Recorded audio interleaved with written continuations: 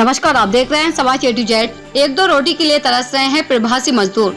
जनपद शाजापुर के थाना रोजा क्षेत्र में इन प्रवासी मजदूरों ने अपनी महिलाओं और बच्चों के साथ 3 दिनों से खाना नहीं खाया है। उत्तर प्रदेश के जनपद शाजापुर में प्रवासी मजदूरों का बुरा हाल है। यहाँ महीनों से लॉकडाउन में फंसे मजदूरों को खाने पीने के लिए आसमान की ओर निहारना पड़ रहा है।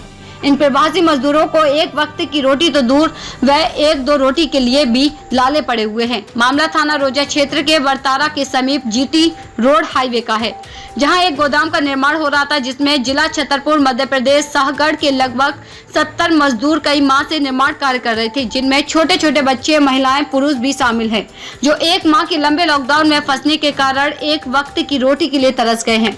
जब मीडिया द्वारा इन मजदूरों से इस संबंध में जानना चाहा तो उन्होंने बताया है कि उन्हें 3 दिन से भोजन नहीं मिला है, क्योंकि उनके पास ना तो पैसा है ना ही राशन है, जिस कारण इन प्रवासी मजदूरों ने 3 दिनों से भोजन नहीं खाया है।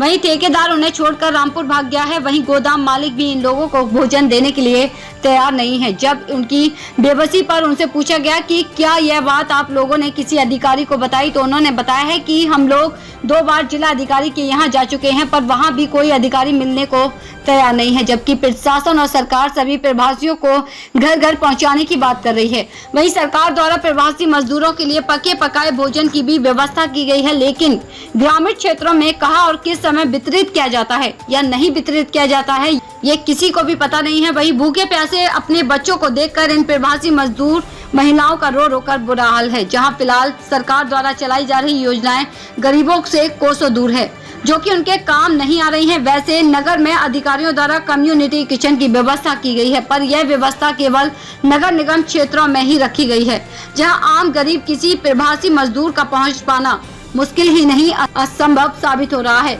समाज A to Z के लिए शाजापुर से ब्यूरो रिपोर्ट। नाम है आपका?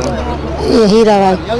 क्या समस्या है? ये समस्या है कि 1-1.5 महीने से लॉकडाउन लगा, जब ये सब बैठा है, जो पैसा था तो वो खा लिया हमने बाबूजी। और घर जाने को सोचते हैं तो जाने का मिलता नहीं है हम लोग को। हम लोग गए थे तो वहाँ भी गए थे, क्या वहाँ थाना है क्या चौकी लो, वहाँ भी फिर आए, वो वापस लौटा दिया।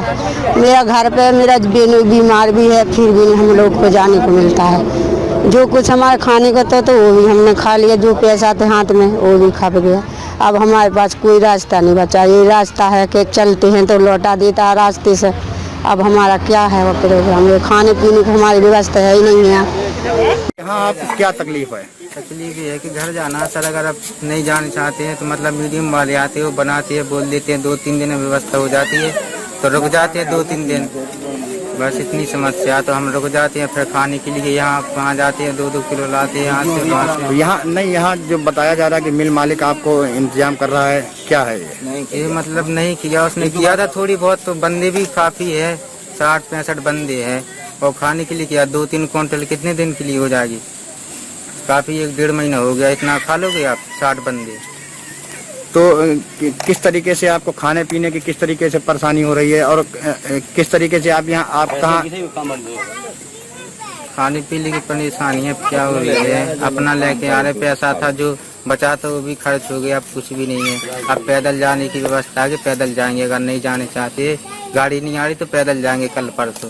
किराया है नहीं सर? जगदीश, हाँ। कहाँ के रहने वाले हो? छतरपुर की। छतरपुर। हाँ। अच्छा, क्या समस्या है तुम्हारी? और समस्या ये है कि जब से लॉकडाउन लगा है तो 1 महीना काम किया सर, तो अब काम नहीं करते हैं। आपको पैसा जितना था खा पी लिया है। मेरी भाभी भी खत्म हो गई, घर जाने के लिए नहीं मिल रहा है। भाभी खत्म हो गई थी? हाँ, दिन से खाना भी नहीं खाया इसी शोषण में।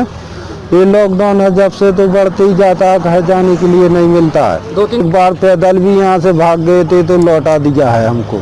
डीएम साहब से मिलने गए थे? हाँ, डीएम से मिलने के लिए गए थे, तो वो फिर उनने बोला कि वो निकल गए हैं, तो वापसी भेज दिया हमको।